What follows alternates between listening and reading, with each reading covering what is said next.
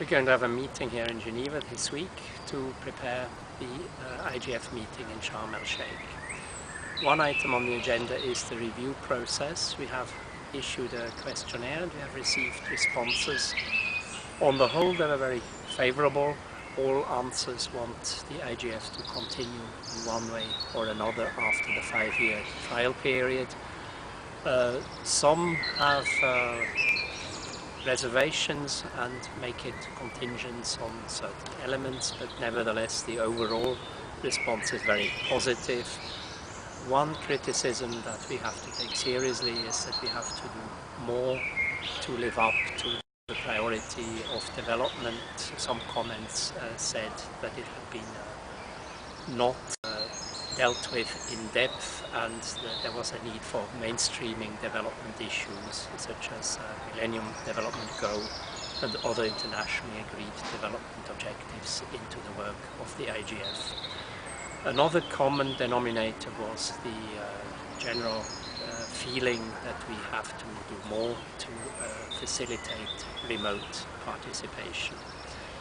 The main focus of the meeting will be the preparation of the Sharm El Sheikh program. We have received comments on the program paper we have posted before, and they were very constructive comments. And we have also received workshop proposals, more than 120. There are more than we had received last year at the same time, so we have a continued strong interest.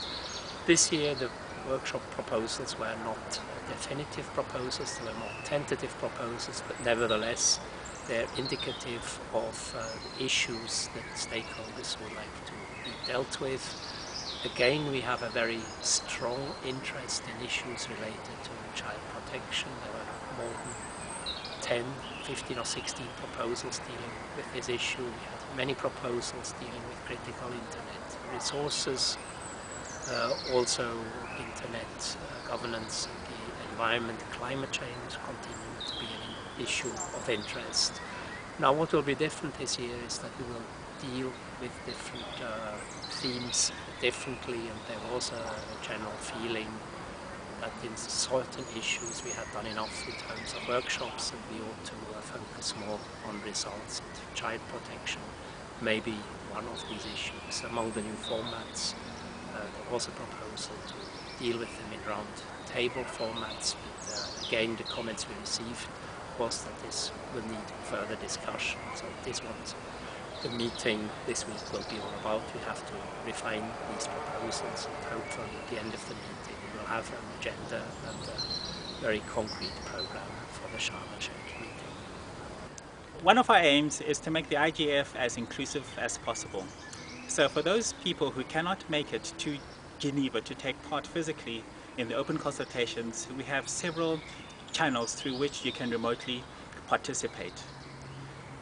We have the webcast which you can follow, and it's going to be in French and English. There's audio and video.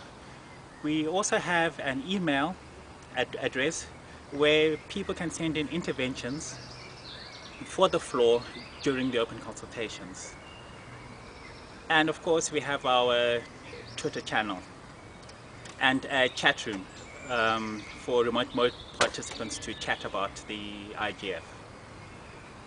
With the remote participation working group, they are setting up a live blogging channel where participants can log on to and see from the participants what is going on during the meeting.